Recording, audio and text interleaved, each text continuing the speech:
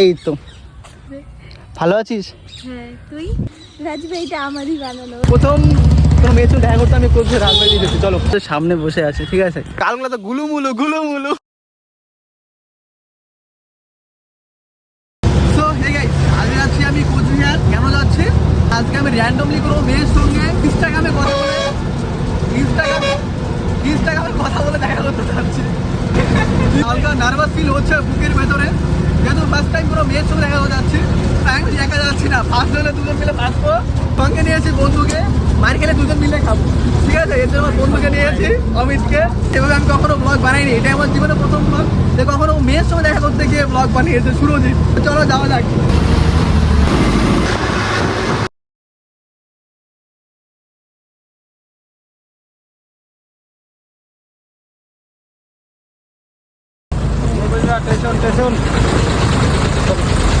এদিকে আমরা তুফানগঞ্জের বাস থেকে নেমে কোচবিহার রাজবাড়ির দিকে রওনা দিয়েছি হেঁটে হেঁটে, আমি আর আমার দুই বন্ধু মিলে।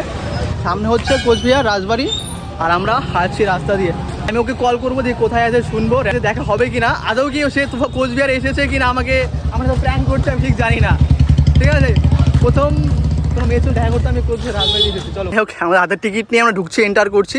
আর আমাদের আগেই মেয়েটাকে কল করছিলাম, বললো ঢুকে গেছে রাজবাড়িতে টিকিট কাটে, দেখা হলে ভালো, না হলে গেল। ঠিক আছে, সামনে বসে আছে, ঠিক আছে? সামনে আসছে ভাই, ইনস্টাগ্রামে কথা হয়েছিল ওর সঙ্গে আমার।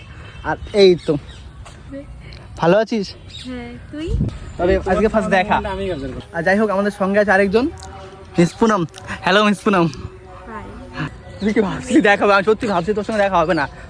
রাজবাড়িটা আমারই বানানো, ওর জন্য আমি সবকিছু জানি, কোথায় কি আছে না আছে। আচ্ছা, রাজবাড়ির রাজার রুমটা কোন দিকে বলতো? শুনি দেখি। তুই বউ বানাইছে, ঠিক আছে, বলো বউ বানাইছে।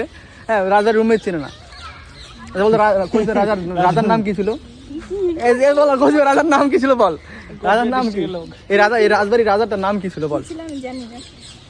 রাজা নৃপেন্দ্র নারায়ণ। একটা ভালো বসার জায়গা তো পাচ্ছি না এখনো, দেখা যাক সামনে হয়তো পেয়ে যাবো। পাইলেরই আইডিয়া এটা, যে সামনে জায়গা আছে বসার, পাইলেরই আইডিয়া ওটা, ঠিক আছে? এখানে আমরা বসবো, ওকে? এখন সময় বাজে 3:25। আমার এদিকে সব ছবি উঠছে, হ্যাঁ, বাচ্চারা ছবি উঠছে। আমরা এদিকে রিলস বানালাম, এরপর অনেক ক্লিপ বাকি আছে। যাই হোক, রাজবাড়ির এই সাইডটাতেই দোকান আছে আঙ্কেলের, ঠিক আছে? এখান থেকে আমরা নিয়ে নিলাম স্প্রাইট একটা, স্প্রাইট মাত্র 45 টাকাতে নিয়ে নিলাম। এখান থেকে আঙ্কেল কাছ থেকে নিলাম 45 টাকা দিয়ে। গালগুলো তো গুলুমুলু। এইদিকে আমাদের খিদে পেয়ে গেছে প্রচন্ড লেভেলে। তোর খিদে পায় নাই? পাইছে পুনমের। আর এদিকে অমিতর খিদে পেয়েছে এবং আমাদের খেতে হবে। খাওয়ার টাইমে হয়ে গেছে, এখন ওরা বাড়ি ফিরবে, সন্ধ্যা লেগে যাচ্ছে। এখন বাজে প্রায় 6টার মতো। আর বুঝতে পারছো, গরমকাল, এখনও মনে করো 6টা বাজলে অন্ধকার সেরকমভাবে হয় না। তাই আমরা এখন যাচ্ছি কিছু খাওয়া দাওয়া করবো। খাওয়া দাওয়া করে দিন আমরা বেরিয়ে পড়বো বাড়ির উদ্দেশ্যে।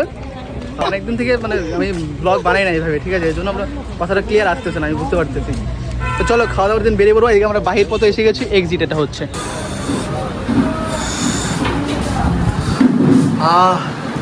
শান্তি, বুঝতে পারছো? প্রচন্ড লেভেলের খিদে পেয়েছে, হ্যাঁ। আমি যেদিকে টায়ার, আর বাড়িতে সকালে খেয়ে এসেছিলাম। আর এখন আমাদের সামনে আছে সবাই, পায়েল, পুনম।